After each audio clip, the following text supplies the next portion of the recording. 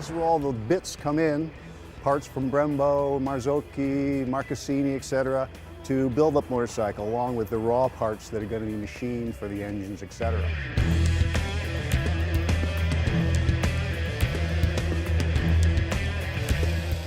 Most of the hours of building a Ducati motorcycle in this factory are spent machining engine parts and assembling engines. You can probably smell the aluminum in the cutting oil. It's pretty exciting for us nuts and bolts type.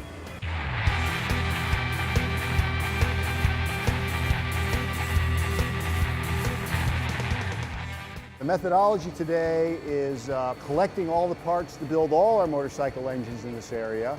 And then we have shopping carts, we call them. These are all the parts required, as it says here, to make a Monster 695 European model. There's one kit for one engine. This will be wheeled over to the production line, and that's where the assembly of the engine will start. You can see the cylinder head starting to be added to the engines, clutch covers, electronic side cases, oil filter, cam belts, etc.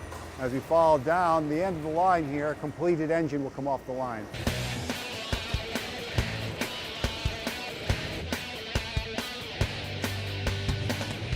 Beginning of the production line, this is where the engine and the frame come together for the first time.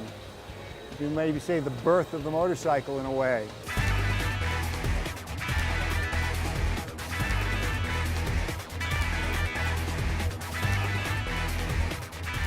Here we are at the end of the production line, and we have a flock of Monster 695s here.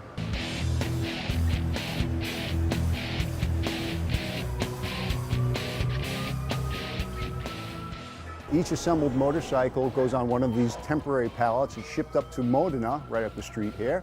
And they come off the temporary pallets, they're put onto pallets that are shipped overland by truck to Europe.